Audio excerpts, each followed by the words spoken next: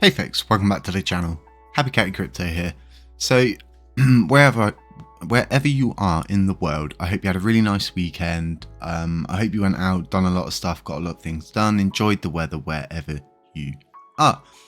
Now there's been a rather good turn of events in my opinion, because I've always gone off of that opinion of allowing the correct people in the correct positions to address things like this. And let's go through the trailer. It was supposed to be a stable coin and it didn't remain stable.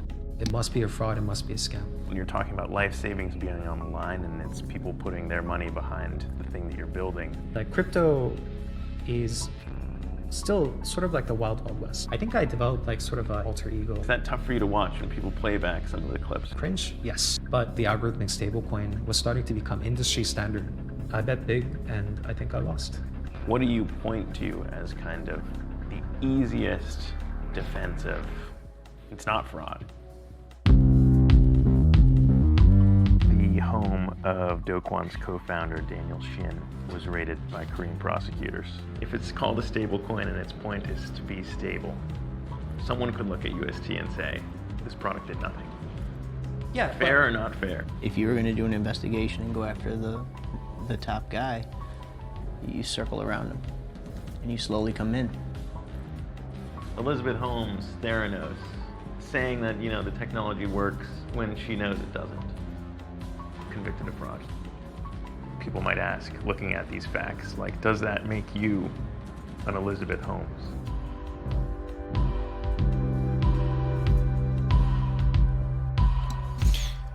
I honestly believe this is going to be an interesting turn of events in my opinion, because we're going to probably get a lot of things answered that we thought probably wasn't going to get answered. So it's good to see the negative press sort of being relieved a little bit for TFL and Do Kwon, because when there's that much going on, you just can't come out because everybody's going to want a piece of you. And there's a lot of hate for this guy, and my opinion of him will always remain the same, which is neutral at the end of it all. And I feel this way about all people. I don't like to sort of judge a book by its cover, so to speak. But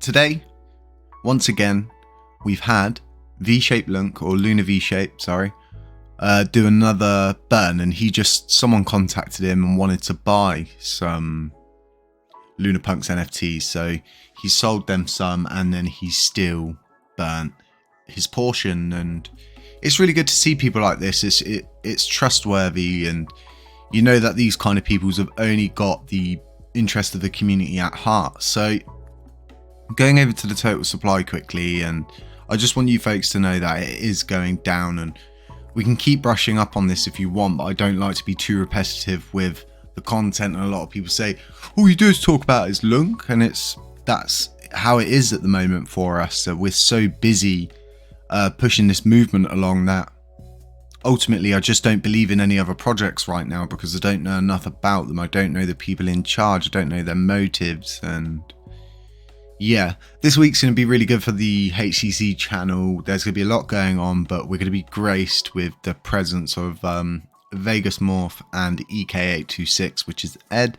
And all three of us are just going to be talking about the movement, how things are going, what we expect, and just really brushing up on quite a lot of stuff and letting the community know that the people that are pushing this movement along are doing everything that they can to do that. Now, make sure you're utilizing this. It's very important that you do that. Now, as to this staking return, what I believe is, and a lot of people have asked me this, why do I think it's wrong? And what I believe is this has been fixed, but it's working off old metrics.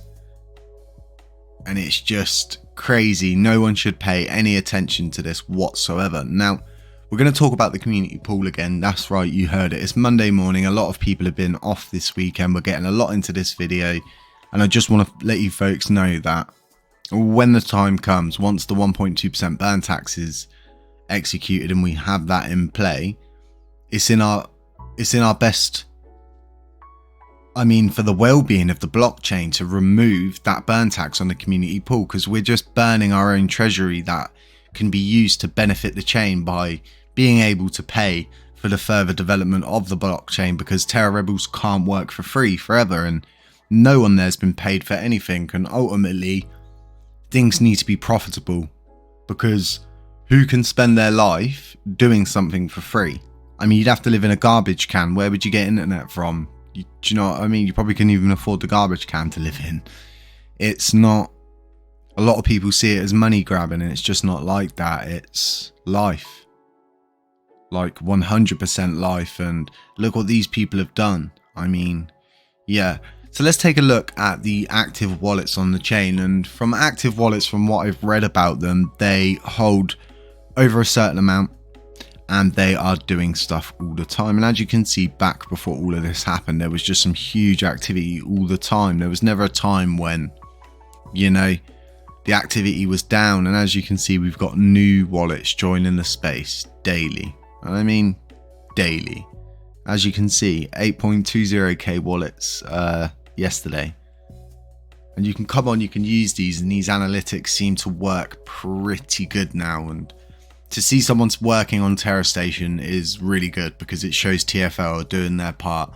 They're putting their bit in to get this all working. And a lot of people are saying to me, I can't swap my coins on a desktop app, and you can't do this, but you can just go on the application on your phone and do that swap. It's not an issue.